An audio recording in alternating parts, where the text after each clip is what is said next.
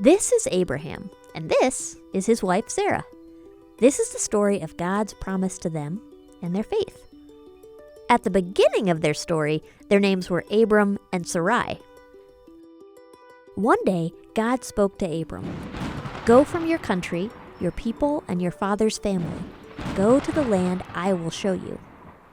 We don't know if Abram had ever heard God speak to him before, and it was definitely going to take a lot of faith for Abram to leave everything behind and follow God's voice. But before Abram even took a single step, God made an amazing promise.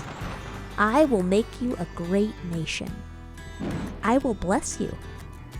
All nations on earth will be blessed because of you." And just like that, Abram and Sarai went. Their journey took them to all kinds of places. Cities, deserts, even other countries. Whenever they stopped, instead of building a place to live, they just put up their tent. While Abram was looking out at the desert sand and the starry night sky, God spoke to him again. "I will give you all the land you see. I will give it forever to you and your family who comes after you. I will give you so many descendants that like the dust of the earth, they cannot be counted." But that didn't make sense to Abram. He said, "You've given me no children. You've given me no descendants of my own." God said, "Look up at the sky. Count the stars if you can. That's how many children will be born into your family." Then God said Abram and Sarai should change their names. Abram was now Abraham, which means exalted father, and Sarai was now Sarah, which means princess. God was making a covenant with them. A covenant is a promise that lasts forever. Even if we change and the world around us changes, a covenant with God never changes. Then God said, "About this time next year, your wife Sarah will have a son." Sarah was listening at the edge of the tent.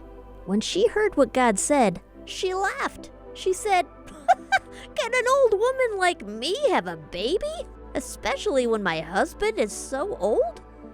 God said, "Why did Sarah laugh? Is anything too hard for the Lord?" Sarah was afraid, so she tried to deny it. She said, "I didn't laugh." But God said, "No, you did laugh." Sure enough, a year passed, and Sarah was pregnant. Sarah was 90 years old when she gave birth to their son.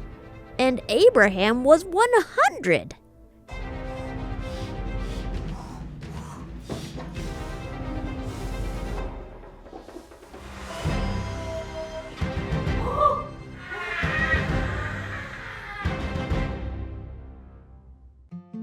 Sarah said, "God has brought me laughter. All who hear about this will laugh with me." And so they named their son Isaac, which means he laughs. And to celebrate how God kept his promise, Abraham and Sarah threw a huge party.